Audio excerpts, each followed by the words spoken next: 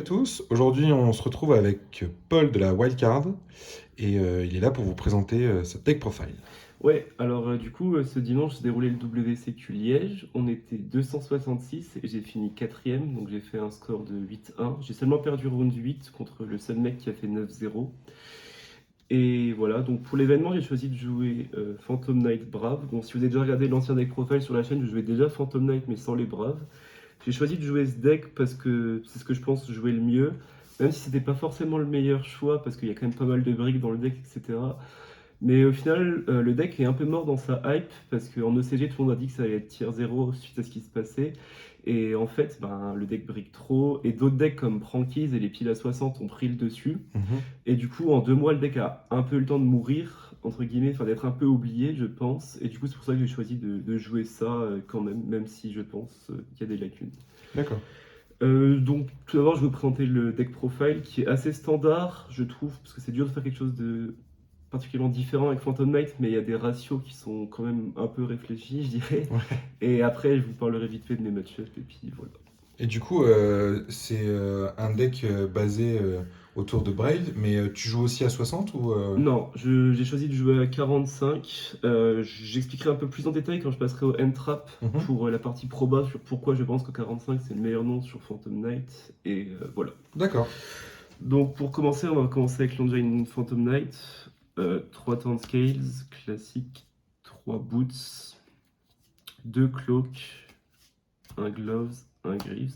J'en jouais un seul à un moment, mais je jouais à 40 ou 43 et à 45, c'est bien. C'est la meilleure norme en Go second, c'est meilleur que Turn Scale en Go second. Donc je suis repassé à 2 et ça m'a pas déçu. Et pour les pièges, bon, le but c'était de minimiser les briques le plus possible. Du coup, je jouais que 3 Fogblade et une Brigandine. D'accord. J'ai joué pendant un long moment 2 Fogblade et une Wing à la place parce que ça te donne une reborn en plus et ça te permet de battre droplet sur certaines mains. Mais au final, je me suis dit que je préférais Brick avec une Fogblade qu'avec une Wings et au final, ça a été vachement bien parce que Wings m'a jamais manqué pour un OTK ou un truc comme ça. Et les mains où j'avais Open Fogblade, ça me faisait une interrupt en plus. Donc je suis content de mon ratio de PK, je toucherai rien, je pense. D'accord. Donc c'est la première petite différence avec ton ancien deck Ouais, profile. c'est ça là. Ah, non, à l'époque, je jouais encore 3 Fogblade, mais pendant 3 mois, j'ai joué Wings et je l'ai recut pour le WSQ et ça a bien fonctionné. Bon, maintenant, la majeure différence qui fait que le deck est aussi fort quand même pour moi, c'est les Braves. Donc, bon, la classique, hein. 3 Aquamancer, 3 Rit, un Griffon, une Faithful, une Rakobac. À 60, ça peut être bien d'en jouer 2, mais à 45, il y a assez de briques comme ça Oui, c'est ira. ça. Ensuite, pour les extenders, bon, on va dire ça comme ça, un rota pour jouer tous les PK en 2 ou 4 ou 3 quoi. Ouais. Un foolish et 3 téléportes.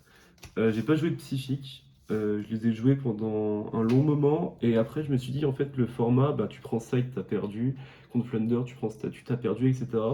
Donc j'ai voulu vraiment privilégier les end traps au lieu des psychiques.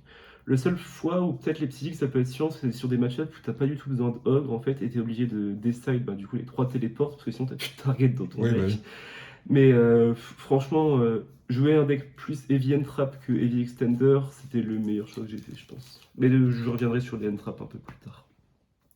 Bon, les super cartes et les briques, Ah, je me demande ce que ça fait, je les ai jamais vus celle-là. bah voilà, c'est fort. C'est la moins pire des briques à draw. Ça fait gagner des games. Mais je sais pas, tout le monde joue autour de side, je l'ai résolu 2 fois ce tournoi. Une fois ça m'a fait gagner, une fois contre Flunder ça a servi à rien, donc bon, Ah, tu as fait ton board et tu savais pas que c'était ça? c'est ça. Et enfin, du coup, pour finir sur les end-traps, du coup, je jouais 3 droplets, 3 ogres, et après, je jouais 2 imperm, 2 haches, 2 nib. Bon, du coup, pour commencer par cela, 3 droplets, parce que je pense que c'est obligatoire. C'est pas obligatoire dans certains decks qui peuvent jouer beaucoup d'end-trap, mais bah, moi, les discards, c'est bien dans PK, et c'est fort en 6. Ogre, c'est bien pour spé avec téléport, elle est bien droit en 6 sur Griffon, et je pense que le combo là, c'est ce qu'il y a de meilleur contre Brave, parce que ça permet de gérer l'engine Brave, puis de gérer le reste sans avoir trop de discards Mhm. différentes.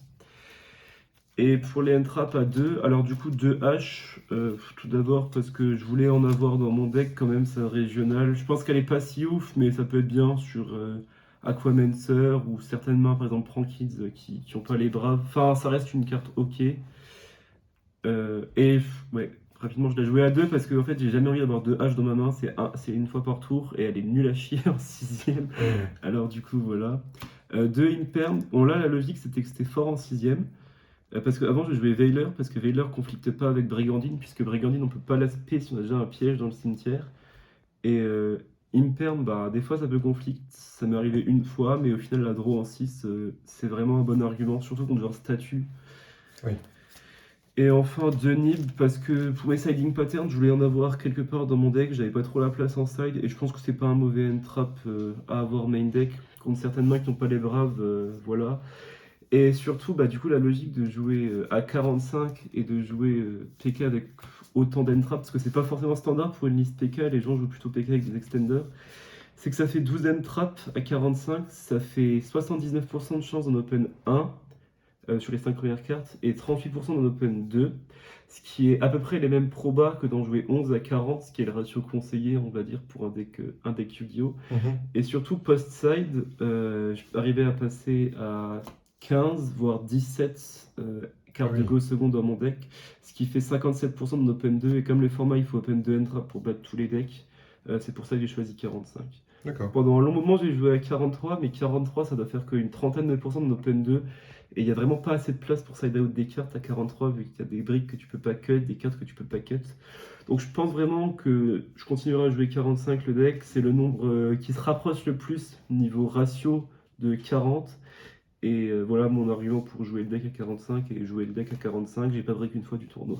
Ouais, je pense que du coup, on peut dire que c'était pas un choix forcément mauvais.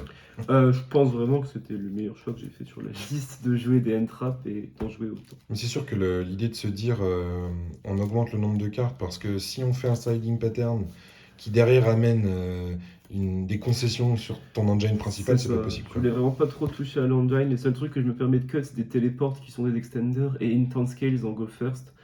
Parce que c'est pas très fort à norme, elle prend n'importe quoi, tu perds le duel. Et bon, une Fogblade, une side, quoi, ça fait 4 cartes. Et c'est en général ce que tu as besoin de side out vu qu'il y a déjà beaucoup d'entraves. Ouais. Bon, on va faire rapidement l'extra avant de passer au side. Bon, c'est vraiment classique ça par contre. Un Almirage, une Link Spider, un Cherubini, un Anaconda, un Dagda, une Dark, la meilleure carte de l'extra deck, une Licorne, Bardiche, Access Code. Almirage il est trop fort parce que maintenant qu'on joue du coup beaucoup moins d'extenders, ça arrive souvent de faire genre Rite, Norm, Cloak, et du coup chercher Brigandine, ça fait avec Link Spider ça fait 2 monstres différents, et du coup on peut juste faire Anaconda DPE. Donc Almirage sans extender c'est vraiment bien. Et aussi dans des spots un peu bizarres, genre où tu normes un monstre, tu peux te protéger du DPE adverse si le gars il pense pas que tu vas faire Almirage direct. Donc vraiment une très bonne carte. Et le reste, bon, standard quoi.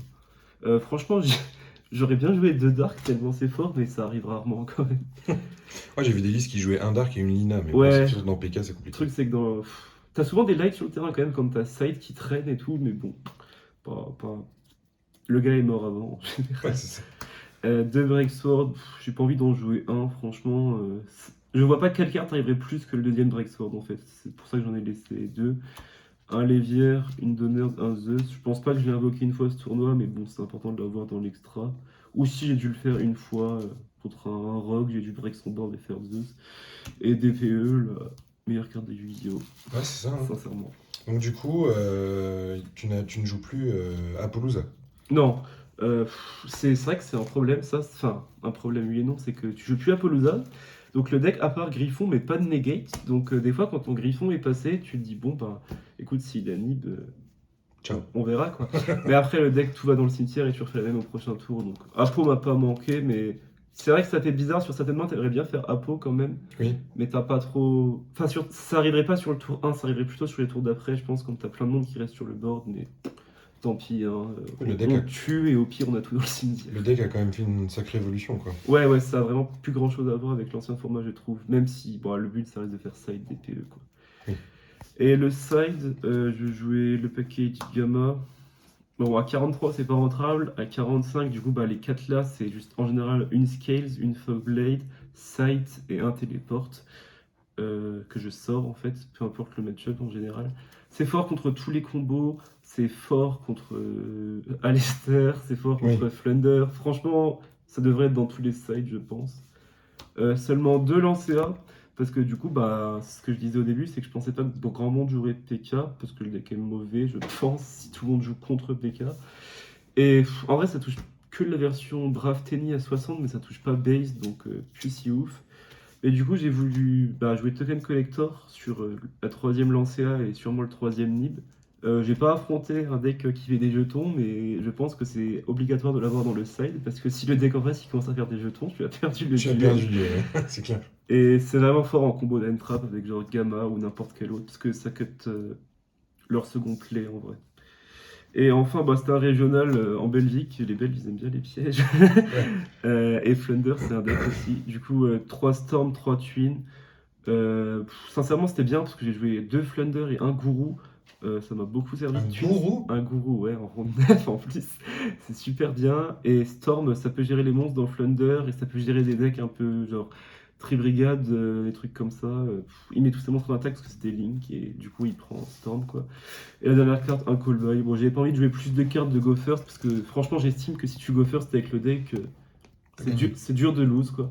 Sauf si tu prends 2-3 N-Trap et encore, c'était du follow-up dans le cimetière. Et je voulais jouer Callboy, pas en main, mais en side quand même, parce que tout le monde a quand même gardé Lancea dans son side, je crois. Et il faut l'avoir quelque part. Et je la voyais pas en main, parce que les autres N-Traps sont assez low impact qui sont joués en main, mais Lancea c'est quand même dur sur certaines mains. Ok. Donc voilà pour la deck profile. Rapidement, les match-ups que j'ai affrontés de tête. J'ai joué ronde 1 contre un Dragon Link, j'ai gagné 2-1. Ronde 2 contre un Despia, il avait un mois d'avance je crois, mais j'ai galéré et j'ai gagné au time 2-1. Ronde 3 contre un DPE, Tribrigade, Bird 2-1 aussi. À partir de la ronde 4, c'était plus simple, je trouve. J'ai gagné en miroir 2-0, contre Flunder 2-0, contre Flunder encore 2-0. Ronde 7, j'ai joué contre un Dritron 2-0 encore. Du coup, après ronde 8, j'ai joué contre un Dritron à 60 en feature. Je perds le dé, il me fait side 2 fois, j'ai pas la out. Voilà le format. Sympa. Disons que toute la decklist a été vraiment super bien sur tout le tournoi, mais la game où j'avais besoin de voir la doublette d'Entrap, je l'ai pas vu quoi. Et ronde 9, j'ai regagné 2-0 contre un gourou. Bon, il a pas fait un super board, je lui ai fait Lightning Storm, il avait pas de negate et voilà. Ciao. Mais bon, sinon, franchement, le deck était cool. Je continuerai à jouer ça. Il y a Mulhouse qui arrive dimanche prochain et Besançon dans 2 semaines. Bon, je jouerai la même chose parce que j'ai pas trop envie de changer au milieu de format et ça s'est plutôt bien passé pour moi. Je pense que la decklist était vraiment cool. Les sliding patterns et tout étaient vraiment bien. Je couvrais vraiment tous les match-ups, j'étais content. Et voilà pour le deck, quoi, en gros. Je vais juste faire des remerciements quand même vite fait parce que j'ai pas été non plus tout seul sur le deck. Je remercie Quentin de mon local à Metz, quoi. Avec lui, on a fait quasiment toute la liste ensemble et ça a plutôt bien payé pour moi. Et sinon, dédicace forcément à toute la team, The Wildcards, faut follow, faut like sur YouTube. On top en ce moment pas mal, donc on fait des deck profiles, on se déplace et tout. C'est sympa, regardez notre chaîne s'il vous plaît. Et pour finir, dédicace à tous les gens avec qui j'ai pu train, que ce soit de Nancy ou de Metz. Et l'event était sympa, le deck est sympa, et voilà pour moi. Écoutez, merci à tous d'avoir regardé. J'espère retop dimanche prochain du coup à Mulhouse et peut-être à Besançon si je le fais. Je pense que le deck bougera pas en tout cas. Mais voilà pour moi, c'est tout pour moi. À la prochaine du coup. Salut. Ciao.